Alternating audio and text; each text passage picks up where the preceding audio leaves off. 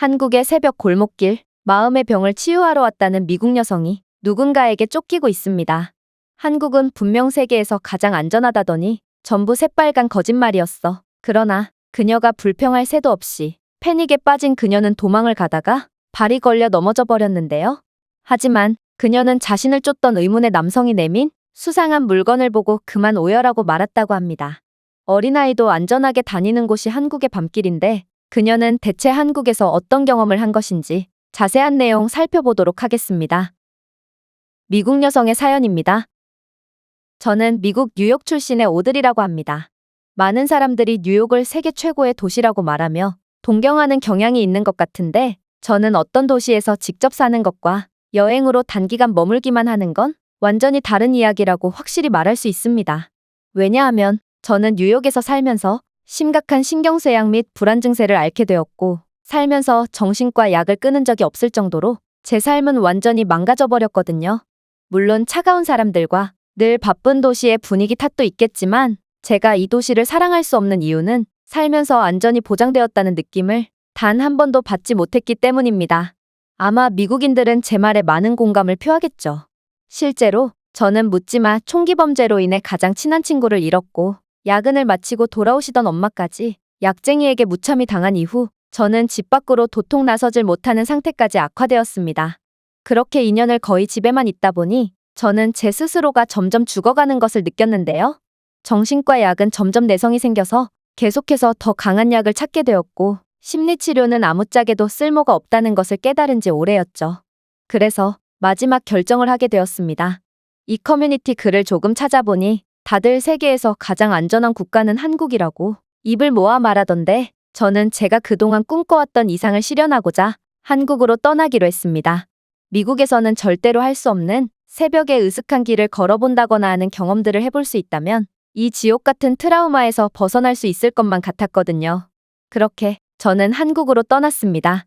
그런데 저는 한국에서 첫날부터 겁에 질려버렸는데요. 왜냐하면 총을 든 한 무리의 군인들이 거리를 활보하고 있었거든요. 이들을 본 저는 한국은 아직 전쟁이 완전히 끝나지 않은 나라라는 사실을 떠올리게 되었는데 어쩌면 한국이 세계에서 가장 안전한 나라라는 말은 다소 과장되었을 수도 있다고까지 생각하게 되었습니다. 그런데 이상했어요. 한국인들은 이런 군인들을 보고도 너무나도 태연했거든요. 심지어 어떤 한국인 꼬마아이는 총을 든 군인들을 쫓아다니며 손으로 총을 쏘는 신용을 했고 그의 아버지로 보이는 남자는 그런 자신의 아들을 보고 껄껄 웃으며 총을 메고 어디론가 향하는 군인들을 보고 자랑스럽다는 듯 쳐다보기까지 하더군요. 저는 가끔 뉴스에서 북한이 한국을 향해 미사일 도발을 했다는 소식을 접하곤 했는데 그런 소식과 더불어 군인들이 도시 한가운데를 가로지르는 것을 보고도 아무렇지 않게 행동하는 한국인들의 모습을 보니 이들은 뭔가 제정신이 아닌 것 같다는 생각도 하게 되었습니다. 그리고 한국인들이 보여준 바로 다음 행동을 보고 저는 한국인들이 제정신이 아니라는 생각을 완전히 굳히게 되었죠. 저는 한국 여행 팁을 보다가 한국 여름의 더운 날씨를 이겨내기 위해서는 은행이나 관공서 등에서 잠시 쉬어가며 시원한 공짜물까지 마시라는 정보를 얻었는데요. 그렇게 더위도 잠시 식힐 겸 은행에서 시원한 에어컨 바람을 쐬고 차가운 물도 마신 뒤 발걸음을 옮기려는데 은행 앞 ATM기에서 현금을 인출한 한국인들은 지폐다 발을 대놓고 흔들며 얼굴에 부채질을 하면서 가는 거 아니겠어요? 미국인으로서 이건 정말 엄청나게 충격적인 장면이었어요. 사실 미국에서는 ATM기에서 현금을 뽑을 때도 주변을 항상 살피고 인출해야 합니다. 왜냐하면 현금을 인출하는 사람을 노린 강도들이 ATM기 근처에서 호시탐탐 대기하고 있기에 ATM기를 이용하는 행위 자체가 위험하기 때문이죠. 심지어 며칠 전 미국에서는 ATM기에서 생활비를 인출하던 싱글맘이 현금을 노린 강도의 습격을 받아 사망하는 사건이 일어났는데 알고 보니 그녀는 10만 원도 안 되는 돈만을 가지고 있던 것이 밝혀지기도 했죠. 엄마의 보살핌이 그 어느 때보다 필요한 그녀의 4살짜리 딸은 단돈 10만 원 때문에 엄마를 잃은 것입니다. 하지만 한국인들은 저렇게 현금을 대놓고 보여주고 다니다니 저는 이들의 행동에 놀랄 수밖에 없던 것이죠. 저렇게 현금을 대놓고 흔들면서 다녀도 아무도 신경을 쓰지 않는 나라라면 제가 잘 찾아온 게 맞구나 싶은 생각이 들기도 했어요. 그렇게 저는 서울 이곳저곳을 돌아다니면서 오직 한국에서만 맛볼 수 있는 음식인 냉면과 떡볶이, 삼계탕 등 여러 음식을 맛보았고 예쁜 카페들까지 전부 돌아다니며 저만의 시간을 즐겼습니다. 미국은 맛집이나 카페들이 옹기종기 모여있지 않고 전부 멀리 떨어져 있기 때문에 선택의 폭이 좁지만 한국은 한 블록 안에서도 많은 선택의 폭이 있어서 너무나도 좋았어요. 어쨌든 그렇게 여행을 즐기다 보니 어느새에는 저 있고 시간은 오후 10시가 넘어 있었는데요. 사실 여기까지만 해도 제겐 엄청난 경험이었습니다. 미국에서는 해가 짐과 동시에 모든 가게에 불이 꺼지고 그 후로 사람들은 위험해서 집 밖으로 나오지 않거든요. 저 또한 미국에서 살 때는 오후 8시 이후로 밖에서 돌아다닌 적이 없죠. 그러나 저는 트라우마를 완전히 떨쳐내기 위해 더 큰 용기를 내보기로 했고 그렇게 한국의 밤골목이나 공원, 굴다리 등을 닥치는 대로 돌아다니기 시작했어요. 한국은 정말 놀라움의 연속이었어요. 이 늦은 시간 범죄 타겟을 고르는 갱단들이나 보여야 할 어두운 골목길에는 초등학생쯤 돼 보이는 귀여운 어린아이들이 줄넘기나 배드민턴 등의 간단한 체육 활동을 하고 있었고 심지어 몇몇 여성들은 한국인들은 범죄 따위와는 완전히 무관하다는 듯 무선 이어폰을 귀에 꼽은 채 무방비 상태로 여유롭게 길을 걸어가고 있더군요. 굴다리나 공원에서도 마찬가지였어요.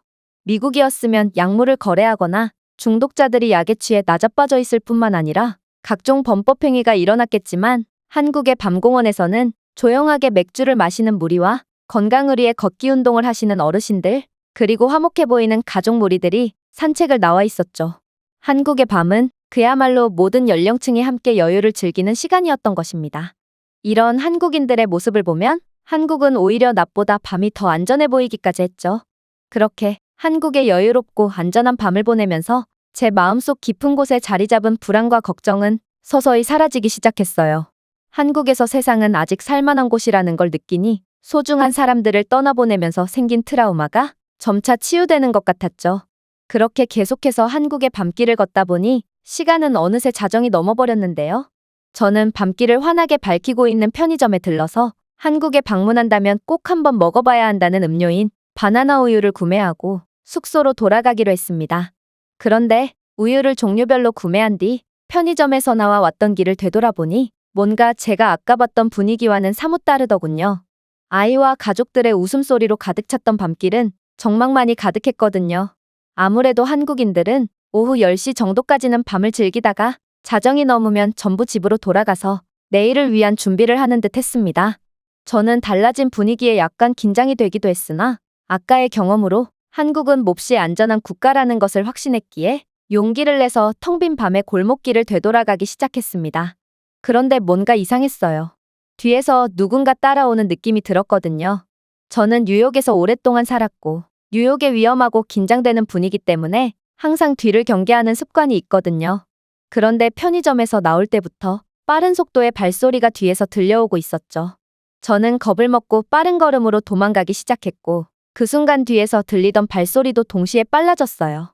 급기야 뒤에서 제게 소리치는 듯한 남자의 고함 소리까지 들려오기 시작했고 저는 패닉에 빠져서 전력으로 도망쳤어요.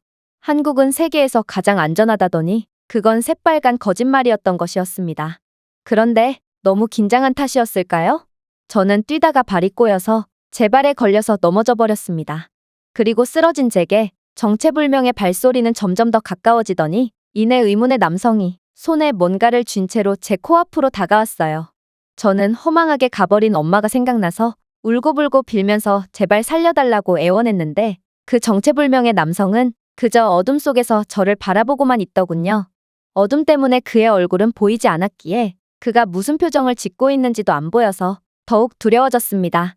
그런데 그 순간 그가 충격적인 행동을 하기 시작했는데요. 바로 그가 들고 있던 정체불명의 물건을 제게 내밀었거든요. 자세히 보니 그건 제가 조금 전에 종류별로 구매했던 우유 중 하나였고 그는 2+1을 외치며 우유를 건넸습니다.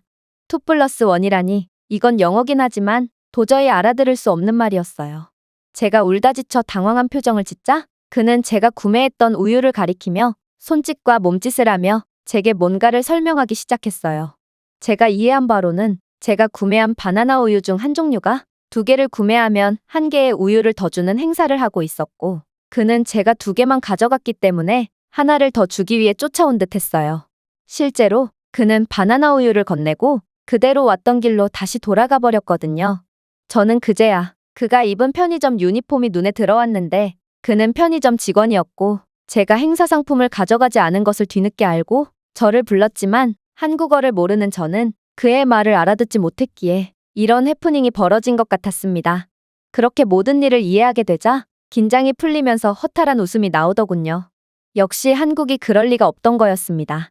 한국을 의심한 죄를 톡톡히 치른 저는 그 자리에서 한동안 멍하니 앉아 있다가 다시 일어나서 한국의 새벽길을 거닐기 시작했어요. 시끌벅적했던 한국의 밤길과는 달리 새벽길은 조용하고 한적한 게 그만의 매력이 있었어요. 아무래도 한국은 안전이 확실히 보장된 곳이다 보니 언제 어디를 거닐어도 너무나도 환상적이었죠. 그렇게 걷다가 저는 한 무리의 사람들이 버스 정류장에서 대기하고 있는 것을 발견했는데요. 놀랍게도 한국에는 자정이 넘은 시간에도 버스를 운행하는 심야버스라는 제도를 운영하고 있다는 것도 알게 되었습니다. 새벽에 버스를 기다리던 한국인들은 제 목적지를 듣더니 제가 탈 버스와 내릴 곳까지 친절하게 알려줬고 그렇게 저는 심야버스를 타고 한국의 야경을 감상하며 숙소로 향할 수 있었습니다. 그리고 자정이 넘어서도 이렇게 아름다운 모습을 보여주는 한국에 감탄하다 보니 문득 어떤 생각을 하게 되었는데요. 만약 돈 10만 원 때문에 엄마를 잃은 아이와 또 그렇게 허망하게 가셔야 했던 엄마가 놀랍도록 안전한 한국에서 살았다면 어땠을까 하는 생각입니다. 아까 밤공원에서 봤던 화목해 보이는 한국인 가족들처럼 활짝 웃으며 여유롭게 밤 산책을 하고 있지는 않았을까 하는 생각이 들자 저는 무척이나 안전하고 아름다운 한국이 너무 부럽기도 하고 껍데기뿐인 미국의 한계를 다시금 느껴서 눈물이 나기도 했어요. 그렇게 저는 일주일만 머물 예정이었던 한국에 완전히 반해버려서 현재 한국에 온 지 한 달째가 되었는데도 아직 미국으로 돌아갈 생각이 없습니다. 미국에서 수십 년간 알아온 마음의 병은 한국에서 완전히 치유되었고 저는 제2의 조국 같은 한국에서 평생을 살기 위해 여러 정보들을 찾아보는 중입니다. 제가 태어난 곳은 미국이지만 제게 잘 맞는 국가는 한국이었거든요. 직접 살아보고 느끼는 거지만 세계에서 가장 살기 좋은 곳이자 선진국은 미국이 아니라 단연 한국이라고 확실히 말할 수 있습니다. 이 외국인의 글은 여기까지입니다. 한국의 새벽에 웃지 못할 경험을 했던 미국 여성의 사연이었습니다. 제가 준비해온 내용은 여기까지입니다.